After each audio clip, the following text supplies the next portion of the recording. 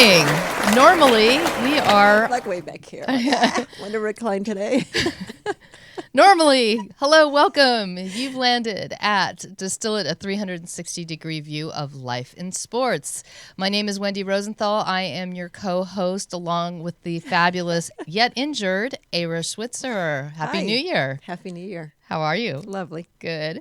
We are broadcasting live from the fabulous UBN Go studios in Burbank, along with our fantastic engineer, Carrie. Happy New Year. Welcome. Thank you. Happy New Year. So happy to have you.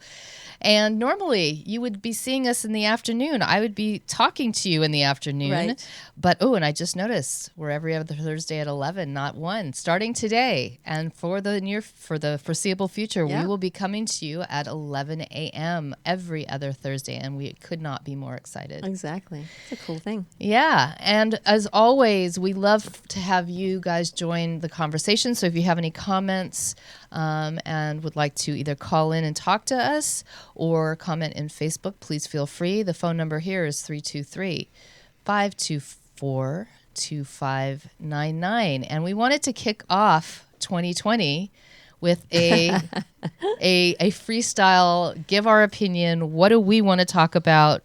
Because, this is our show, and that's what we can. We have lots of opinions on all sorts of things. We do. We absolutely do. And, we are the proud owners of an organization called the Distillery, Inc.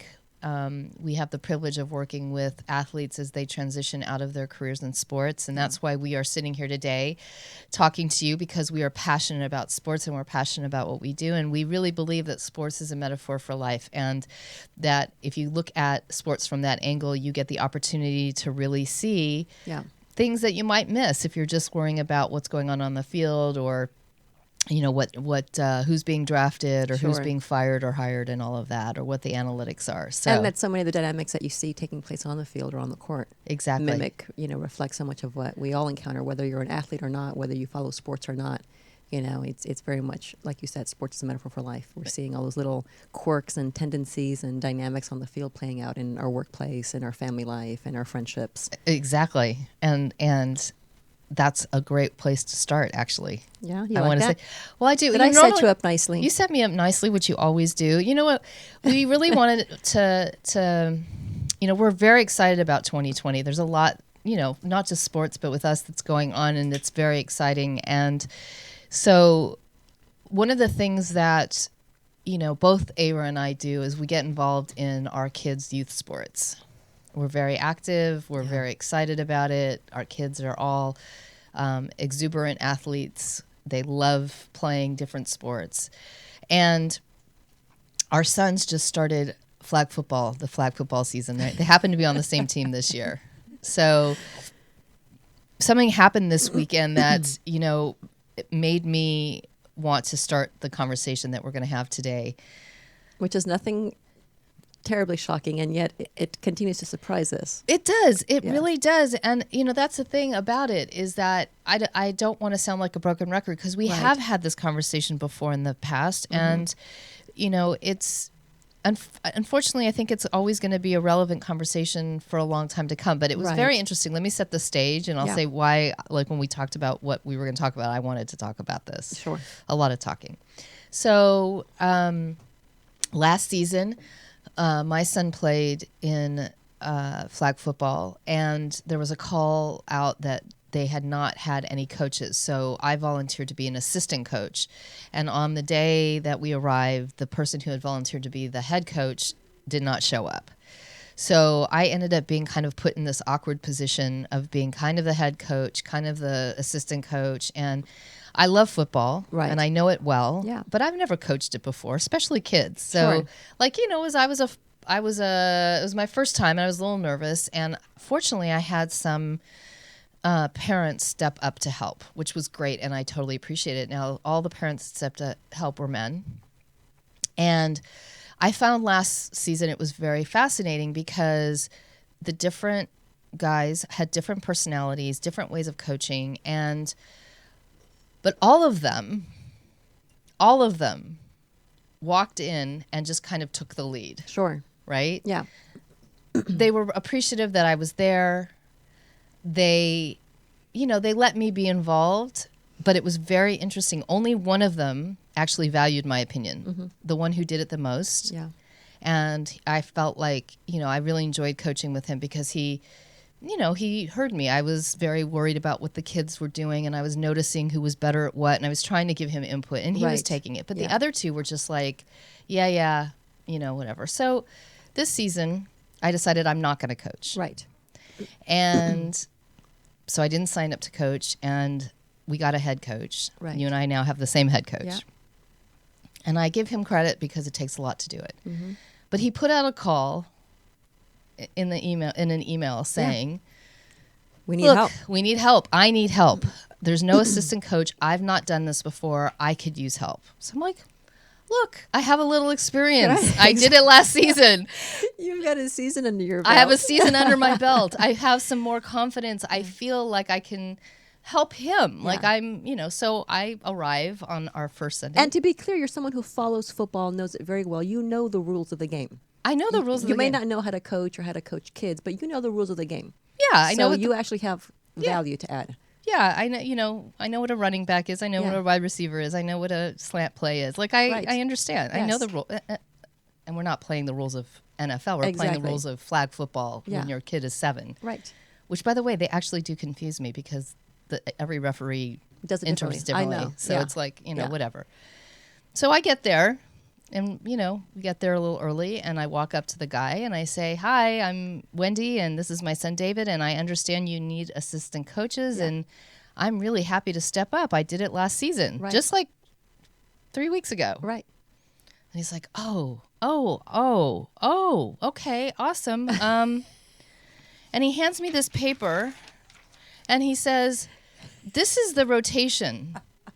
This is the rotation, and I'm laughing because hold the paper. That is your job. Right. Please. He hold says, the paper. "Can you hold the paper? And when we're out there, can you make sure that I'm rotating the kids in and out?" Yeah. And I looked at him and I went, and I saw it. And it was so cute because he had really done a whole rotation. Yes. Thinking there was going to be 8 kids there, and he did one on offense and one on defense. And I looked at him. I said, "Look, sure, I'm happy to help, but I want you to know, just from playing last year." All the kids play offense and defense. You don't have kids rotate out and in on defense because you might only have one kid that's rotating in and out. Sure. They're playing 5-on-5s. If the teams have 6, it's 6-on-6. It's not a. It was very funny. Yeah. So I said, okay, fine. I said, do you want me to help you with anything else? Now we're getting to the practice. I'm happy to, I've run the practices before. Exactly. I had all my data. I had all my things. I know what the kids like to do. And this was his first time. His first time. He'd never done this before. Yeah. He goes, well, whatever. Okay. So I'm like, okay.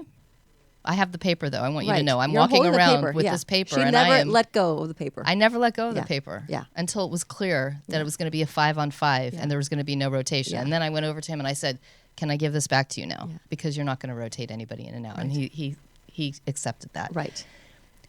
But here's what really got me. Fine, yes. You don't want my help. Yes. I'm happy to sit. I have a brand new chair that I bought. Did you see? I saw. I have a brand new chair. Yeah. I am ready to go out there and just cheer my son on. Right. Until there was 2 dads that came. Yeah. And the 2 dads walked up and said, okay, well, we might be able to help you. Yeah. And he's like, great. Yeah. Can you come over and play, help me with the practice? And I literally was like, what the F is going on here? You little turd, excuse me. And I'm that was sure it. He's a nice man. And the dads were out there and they helped with practice and you held they the paper. Did you see them help? They weren't helping with practice. But you held the paper. I held the paper. Yeah. And then, to make matters worse, we start the game. Right. And the other team has 7 kids on the field, and we have 5. Yeah. And all the dads are standing around, including the coach. Yep. And they're not saying anything. And I'm like, because you're on crutches. If you had not been on crutches, I guarantee you would have been up. But I did it for you. I got up. I was like, that. I pointed with my crutches. I was counting. I was like 1, 2, 3. Excuse 7 me. kids against 5. Excuse me. Hello. Who's talking to the referee? It's not even. Of course, it's not even. The other coach says, "Oh, well, one of the kid's just going to stand and watch." Right. And of course, the first play, he's involved, and they get a touchdown. Exactly. The point to all of this, besides it being a little bit of a frustrating and funny story, is that it really pisses me off that in this day and age, when it is very clear that women, by the way, if you look at sports fandom and the research we've done on that, Right. there's actually more women sports fans, Yeah. Than like there are by men. percentage than Yeah. men. Yeah. Okay, so let's And women spend more money on sports. exactly. A lot more money on sports because they're the ones in charge of buying all the gear for their husbands And their kids. boyfriends and their kids. They do the research. They know what's best. They support their teams. They buy it all. They spend the money. So even aside from a practical perspective of just being a fan, even if women aren't fans, they are still buying the merchandise for their male counterparts. Exactly. Who are the fans. So women are very important in sports is the point. women are very important in sports, but you know what's so interesting is that I honestly, like, I think the guy flipped out. I think the fact that I stood up and said I caught him off guard. Caught him off guard, that he didn't think that I was going to be worthy or worthwhile other than to stand there with a piece of paper and tell him who needed to be substituted. Sure. When that job does, like, you don't even think. You just say, how many... just rotate. You just go 1, 2, 3, 4, 5, 6. Yeah. You're out first. You're outside. It's not like it's a hard thing. Right. There's 7. There's no like real strategy on it. Sure. And you know, and I saw it when in last season, and I wanted to ask the question to you and to anybody who's listening, why does it have to be this way? Why can't a dad, if I step up, if I'm sitting there saying to him, I'm willing to assistant coach. Right. Why does he not think that I have the ability to help him run plays? Like, I literally walked up to the guy. I even told you that. Before the game started, are you sure you don't want me to help? Are you sure you don't want somebody else out there? Are you sure? Nope. Nope, not at all. Not at all. Yeah. I'm like, Yeah. okay. But happy to take advice and assistance from the dads. Exactly. Yeah. And so I just wanted to ask you this question. Why do you think that in this day and age when women are so a part of sports and are so fluent in it, it's, you know, like I have male friends that couldn't answer one thing about the NFL, and I can speak very eloquently on it, or the NBA, or like, why do you think it still exists? And then before we get into why we think that exists, do you think that the opposite is true? Do you think that there's, you know, like if it was a cheer team or a dance squad, do you think that female coaches would have a tougher time receiving assistance from, even if it was a dad who maybe was trained in dance or, you know, has at least watched his daughter enough and taken her to enough practices and competitions or performances to know a bit about what's happening, that he can at least provide some support?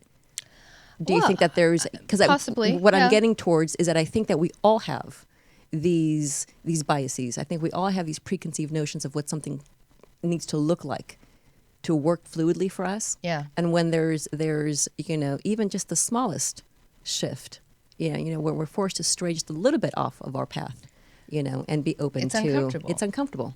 Yeah. You know, it because we tend to operate in this world where, you know, if all of these different factors are in place, I know what I'm doing. Yeah. It breaks the social norm. It breaks the norm. It does.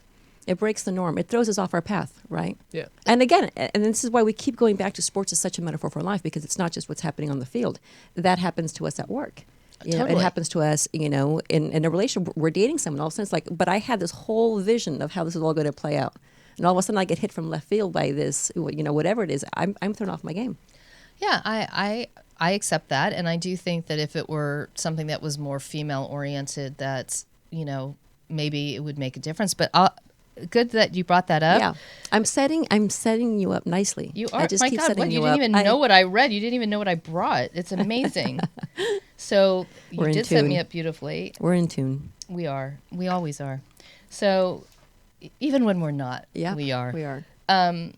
So I read a great article about, I wanted to look at it in the wider perspective. And I want to say for the record, for anybody who's going to who's listening now, who is going to listen to this whenever they download it on, by the way, all of your favorite streaming We are podcast on every platforms. platform. We're everywhere. What I want to say is I am not a Hardcore feminist that card-carrying feels feminist. Everything has to be. I don't believe everything has to be equal. Yeah. I don't think that women should be in every role that men are, or that men should be in every role that women are. I am a firm believer that men and women are different. We bring different things to the table. And that you want the best candidate for whatever the particular. Exactly. Like I so am not that person. So this for me is not a feminist conversation. This is, it's a worldview like conversation of why are we stuck? Why are we stuck when there's been so much progress? So I found a great article that's, less than a year old, that talked about the fact that there are more women coaching in men's teams, but oddly, and I'm trying to quickly find the amount of people, or what the statistic is, but the opposite is true. The percentage of women coaching women's sports teams is very low. Yeah. So the WNBA, right? It's something like 5 or 10%. That's what I was looking for, but I don't see it straight off the bat. 5 to 10% of the coaches in the WNBA are men. Are men, yeah.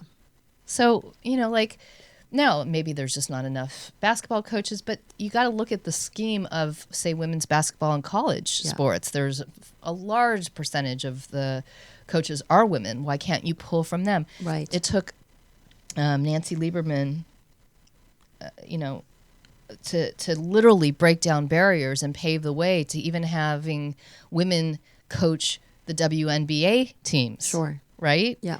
And now, thanks to the Big Three basketball league, you have a lot more women coming into it. But that's not like it's a fun league. Yeah. And it's a fun league for older, retired players. It's Sure. not even like in it. So yeah, I think you're absolutely right. There's a perception barrier that needs to be, looked at and thought about, not from a perspective of equality, but from a perspective of, are you really looking at who might be best? Right. Like even in our case, is this dad the best dad to volunteer to be our coach? It's a volunteer situation. It's a volunteer situation. Actually, he's not that great. Sorry, but yeah. Not meaning to offend. No, not meaning to offend, but yeah. But I think it's like you said, Carrie said, we've got to break these norms. You've got to break these expectations. We have to be open to the possibility exists that something better out there. There's something better out there than what we perceive to be. I wouldn't even say better. Like, why couldn't this guy, when I walked up and offered my help, just go, wow, you did it last season? Right. Wow, that would be awesome. Thank you. From an individual perspective, it might just be pride too for him. Yeah, could be. Yeah. And you don't know. For all he knows, he's got this mom walking up to him saying, "I did it last, season. I can help," and he has no idea what that means. Yeah. Are you actually experienced? Do you actually know what you're doing? Do you know the rules of football? But it's not an immediate concern he has when a dad approaches. But that's what I'm saying. The assumption is just, of course, dad knows what he's doing. He's a guy, and of course he knows football, and of course he knows the rules, and of course he knows how to help me out. He's a guy. And that's exactly what happened. Right. The dad who was half the time on his phone, yeah, worrying about what games were playing. Seriously, he was watching the games. He's watching his game, walking in and out of the of the practice. Yeah. And here I don't know what to say. I am dumbfounded. And you no longer have to hold the paper. No. That's what I want for you to know. I am not holding the freaking paper. To hold the paper. I'm not holding the paper. I don't have to do anything. You can do more than that. You are worthy. I do not define myself by the paper. As I say to you all the time, I validate and affirm you. Thank you. I appreciate that. What else is? Well, just to finish this out, it was. I was going to say, what else is in there? No, it was very, very interesting. The fact of the matter is that more than ever, both the NBA and the NFL is welcoming women into the ranks of coaches, but that is literally within the last 5 years, 6 years. Right. Usually at the assistant level, which again is fine. You have to work your way up, and I totally get that. Yeah. The success that they're having has been, it's been proven. Yeah. I think that the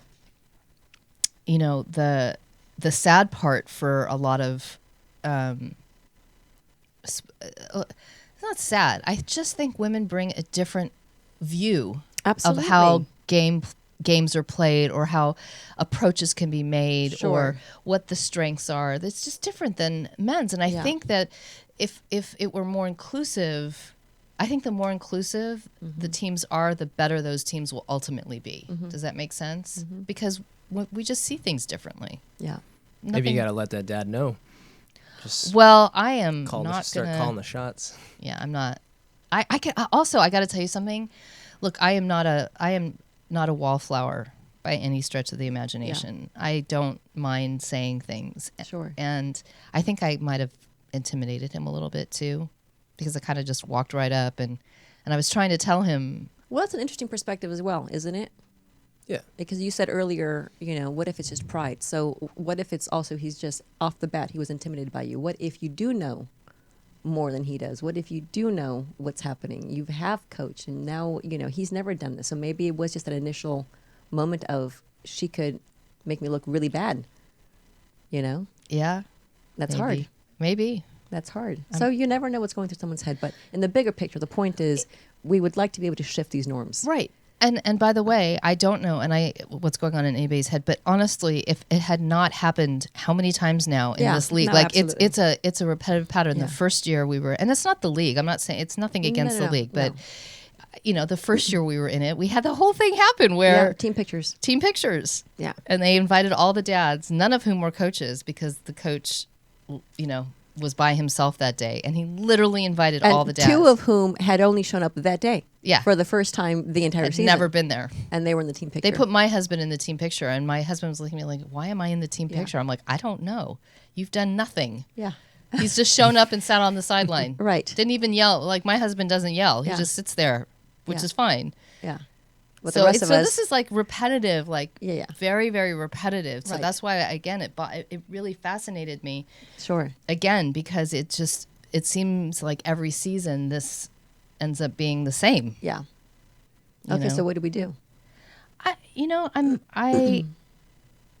Or we ask our audience, give us your feedback, your experiences, and tell us how do you practically tackle this within reason. Yeah. With something like this, a small, league. It's just ultimately it's for kids to have fun and to be able to learn skill, but at the end of the day, it's there and it does serve a purpose and there is a platform. So how can we use it in a way that's going to be offering meaningful change?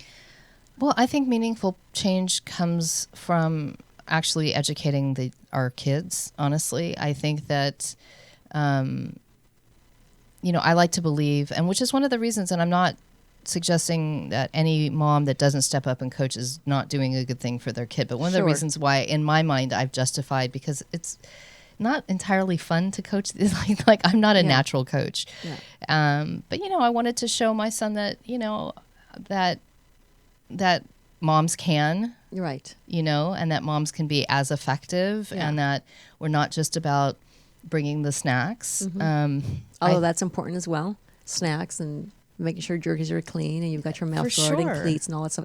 Every contribution matters. Every contribution matters. But also for him to know that, moms can do anything. Sure. That there's no barriers, I guess. Because I don't know, what do you do? It's not like I'm going to protest and call up the league and say, hey, you've got a bunch of dads that are, not open to, moms coaching. Right. But I just think it's about education, and I think it's about everybody not being afraid. I think it's about teaching the open-mindedness. Is just consider it. Like, you never know. Like, okay, it's a 7-week league. It's not like our whole lives are involved. It's not like he's going, but just I think that the teams in the past who have kept an open mind and who have allowed the thought that a woman could be a really good assistant coach, that or a coach, or that maybe like they might be great at analyzing, plays. That there's a role for them. There's a role. There's a role for women, a very unique and distinct role. And if a woman steps up to even apply for that role, that at least consider it. They may not be right. It's fine. Who cares? Yeah. But to be open enough to say, you know what, that person might be bringing us something that's different, that we could see that's different. Yeah. So, there's a few. It was an interesting part of this was early last year, a woman named Lisa Fallon was made history as Ireland's first female coach of a football club. My I leg know. is very uncomfortable. I want you to lift it. I know. This is better. Stretch. We want your leg to feel very happy. Thank you. And it's very interesting because she's been in football for 12 years. She had to work her way up in the men's football, which again, all good that she had to do it. Sure. But interesting, they commented that her resume and her success as assistant coach in different clubs. Yeah. If she were a man, she would have been made a head coach years before. Like it wouldn't have taken her as long to kind of work up the ladder. And yet, because she herself is open-minded, it helped break down the barriers. They pointed that out, is that there's an open-mindedness. So only 20% of coaches in women's football are female. So even in that sphere, in men's football, it doesn't say the percentage. It's very interesting. There's not a lot to say about more, I don't know, but I just think that we have to become way more open-minded. We also talked about it in terms of why is it that even today, and even though female reporters are kind of sitting at the sports desk a little bit more. They're not the key players. Not just on the sideline, but usually what you see them sitting there as is not the analyst, but the host, the buffer, the host, the mediator, exactly. the transition. Let's go from this to that. Certainly the very pretty face. I just noticed my husband is asking if I'm thinking that he's a wallflower. No, you are not a wallflower. You enjoy relaxing. But sometimes we wish you were. You enjoy sitting and watching the game. Coaching is not what you want to do. It's more something that I like to do. It's not that. There's no criticism, my love, at all.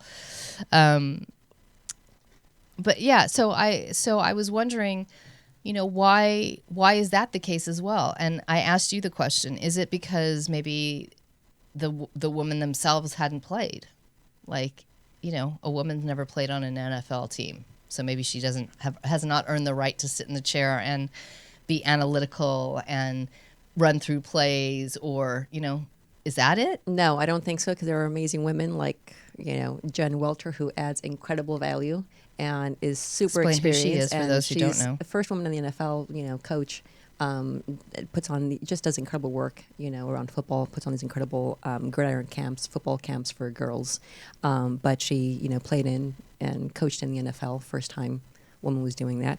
I don't know that it's so much that the women aren't playing and don't have the experience that allows them to talk about the sport eloquently enough. I just think, again, it goes back to perception, and is the audience ready to hear? Is a male audience ready to hear a woman discuss and break down and analyze a sport that they're passionate about, that they associate with really being a man's game? Carrie, what do you think? I mean, I know you're more into NBA, but do you watch, like, would it put you off to hear a female announcer calling an NBA game? I don't think so. They're calling the right shots. Yeah. If their analysis is accurate and holds value. Yeah.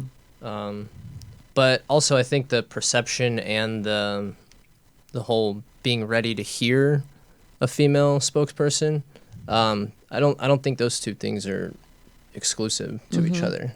They very much are intertwined. So. Right. Yeah. And also, they aren't as familiar with faces. Like, if you haven't, even if they did play, even if they haven't been part of whatever the particular sport is, if you didn't, like I'm thinking, women's soccer, you could very easily take, a top female soccer player and have her analyze and, be a sportscaster throughout the men's World Cup. But if you haven't watched Women's World Cup and you don't know who that player is, you might not be as interested in what this person has to say. But the men's player, so you want to hear them talk about the sport that you're watching. You want to hear them talk about the game at hand. So it's just, again, it goes back to, are men following women's sports enough? Do they know what's happening out there? I don't think women are following women's sports enough. Yeah.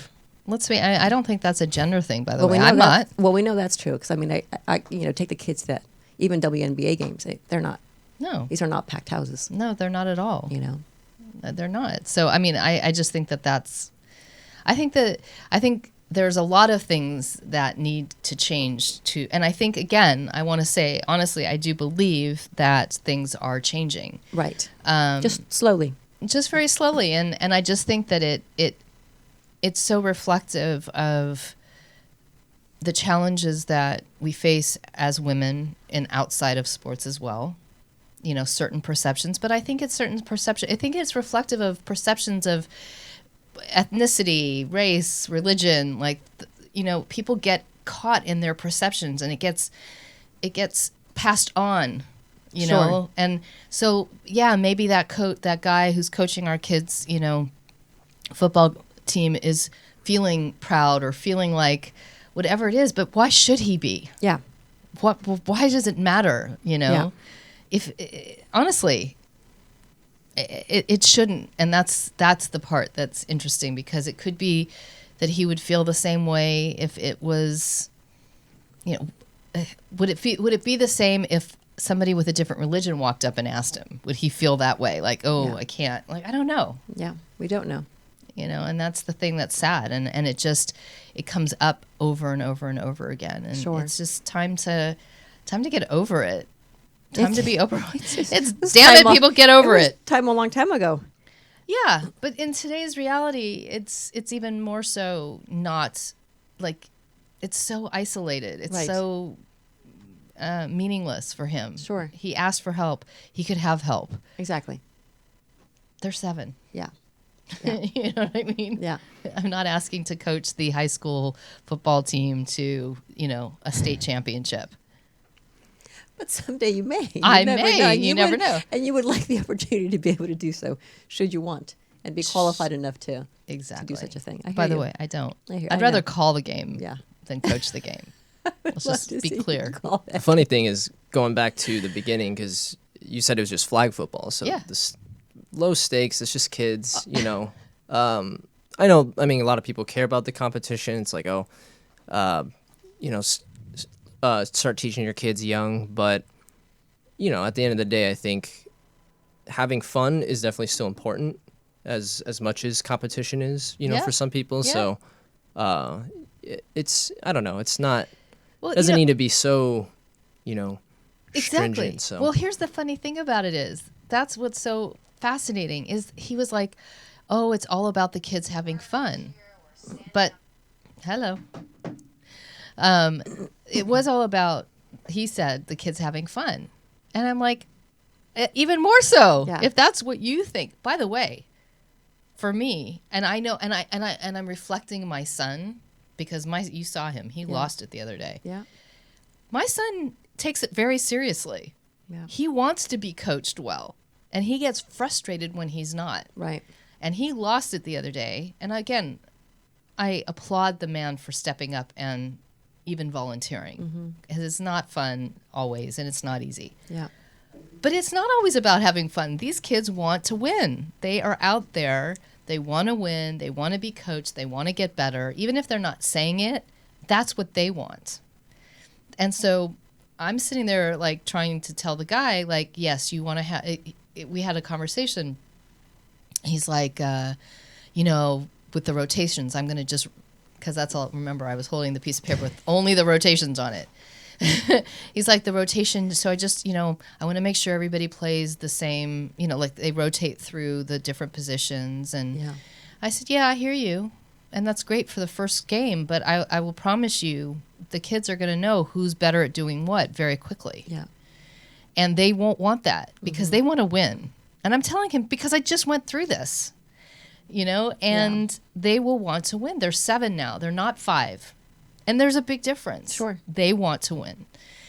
And he kind of poo-pooed it. And then the funniest part about it is he went out there and he played like the same 3 kids at quarterback, none of them who could do it. Right. And I was like, why are you not rotating them all? Yeah, they couldn't do it. They were couldn't do it. horrible. Yeah. I hate to say it, they're kids. I love them. But Yeah, they but give the other kids a chance. give the other. Yeah. I think your kid did once, mine twice. Yeah. He was playing these 3 kids who I think Yeah. he knew. Right. You know, giving them. He wasn't rotating them. Right.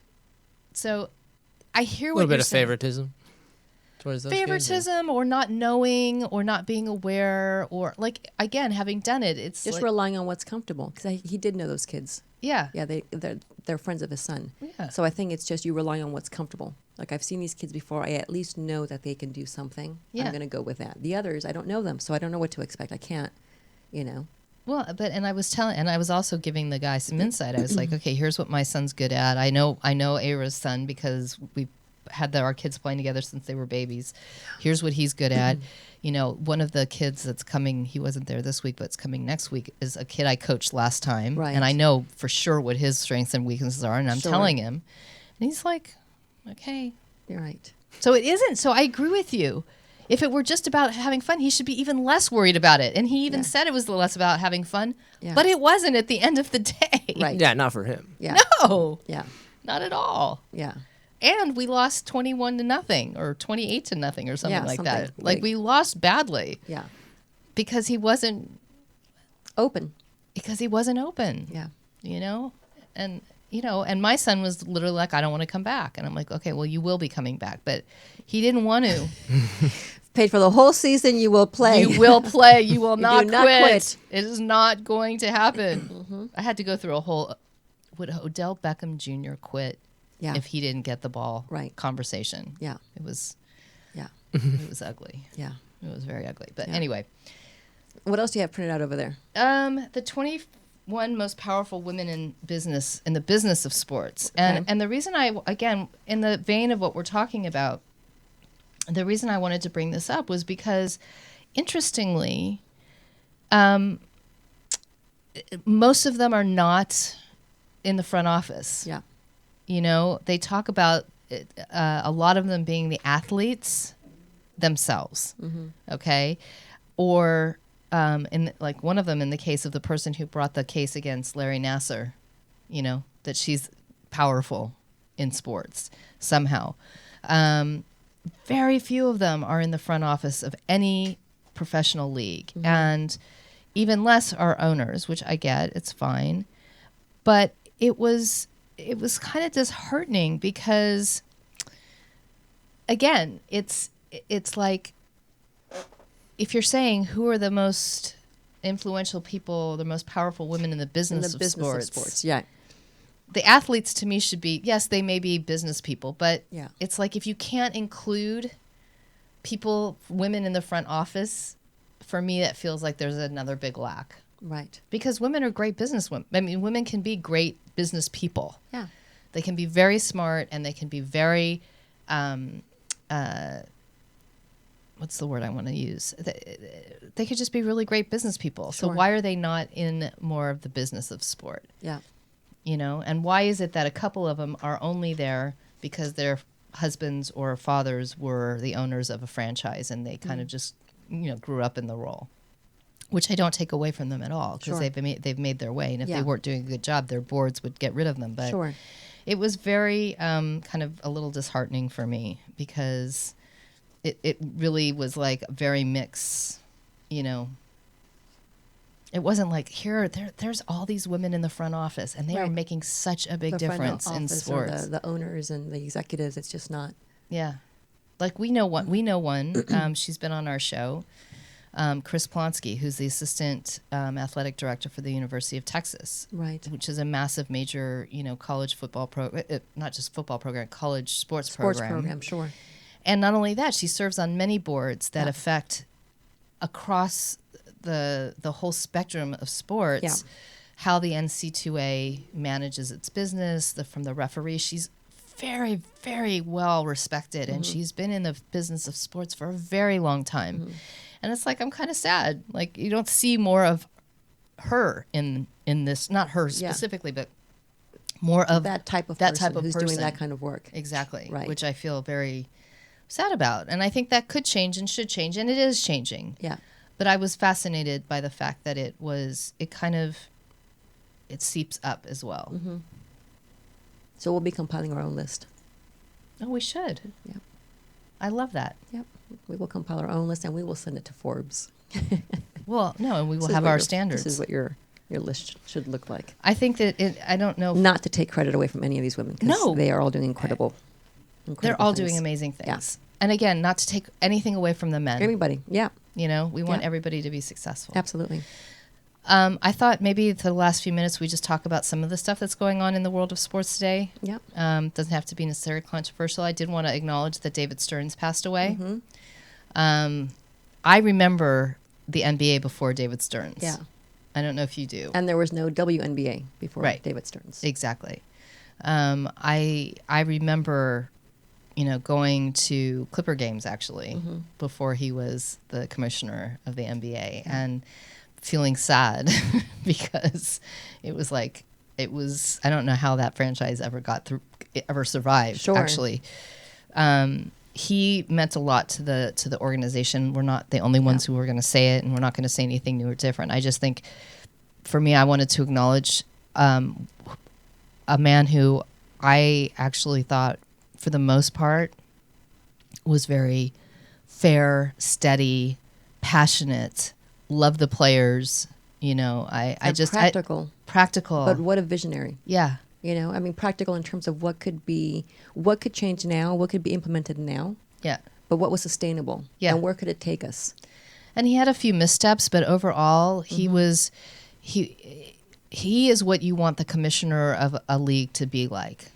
Really, very clear, very focused on what was, important to the game. Sure. I think it's, he was not a young man, but I think it was very, very sad to hear of his passing. Yeah.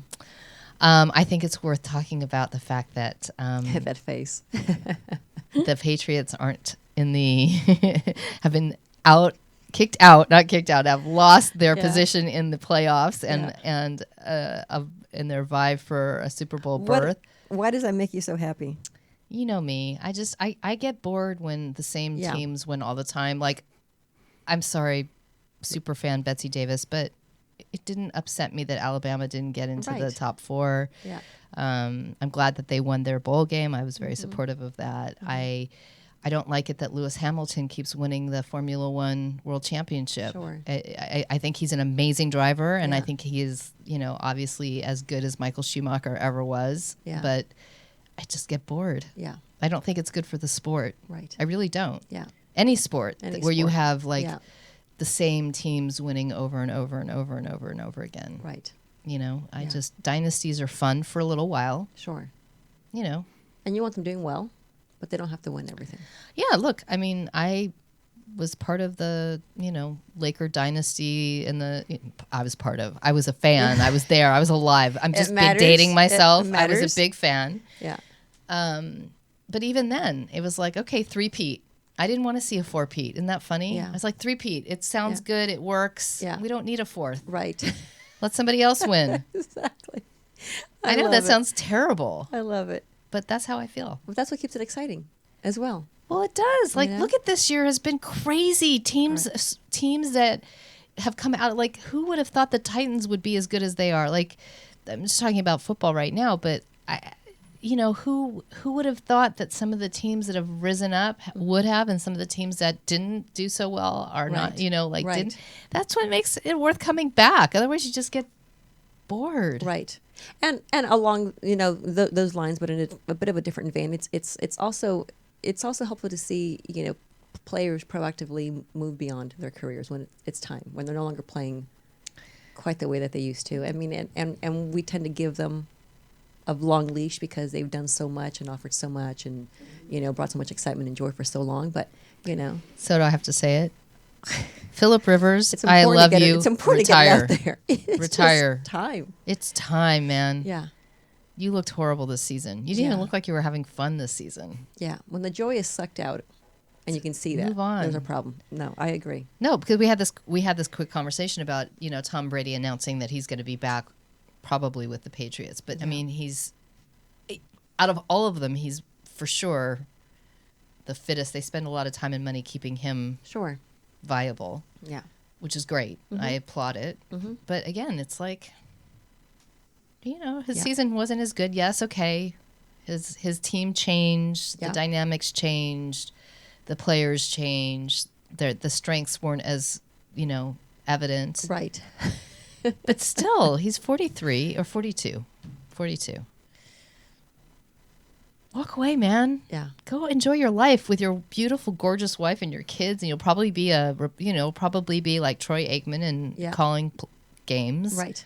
doing great things, Yeah. giving very charitably to the world, Right. Yeah. probably going off and doing other athletic endeavors that other you'll be things. amazing at. Absolutely. Absolutely. I don't want to see him leave, but it's just kind of like, come on. Yeah. There's such a brand new, like in any sport. You Yeah. just You go- want new blood. It's new time. blood. Yeah. It's Exactly. time. I agree with you. I agree. So we've called them out.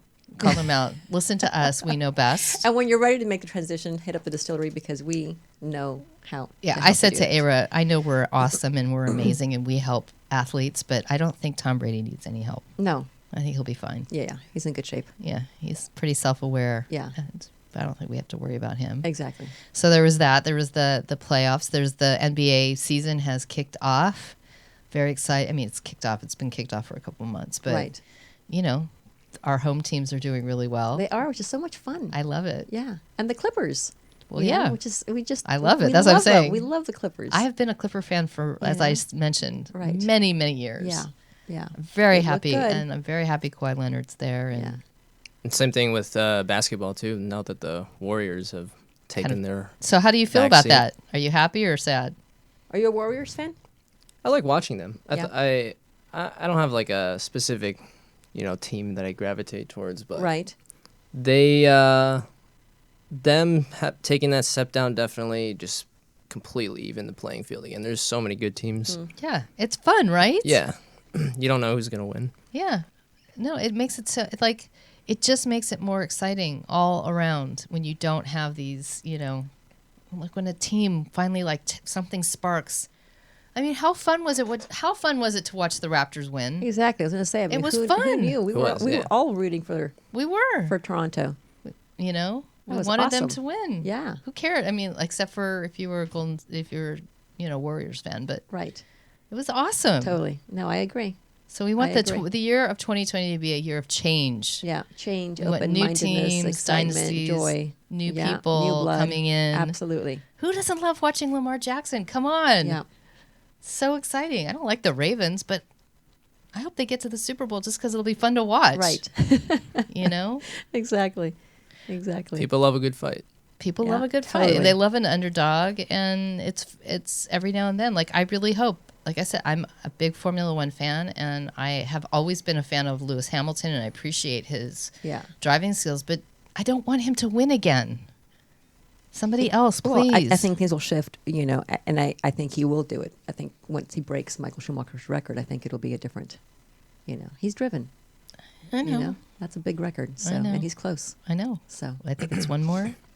I think it's one more. Yeah. Yeah. We are to the end of our show, as always. We could go on and talk it forever. But we'll be back, so don't worry. Yes, 2 we will be weeks. back in 2 weeks' time At 11 o'clock. at 11 o'clock every other Thursday. Please, if you like anything that we're saying or you enjoy our show, you can follow us on our Facebook page, The Distillery Inc., our website, thedistilleryinc.com. We are on all the favorite podcast platforms, so you can download our podcast anytime, and you can subscribe to us on YouTube, although it's a little bit harder to find us there. So we need more subscribers. So Exactly. help us out this year. Like our channel. Like We our enjoy channel. show. And share it. And thank you, Carrie, so much for your contribution. We really Yeah, thank appreciate you. it. We love that. Yeah. It's fun being on. We will see you in 2 weeks' time Thank you, here at everyone. UBN. Go.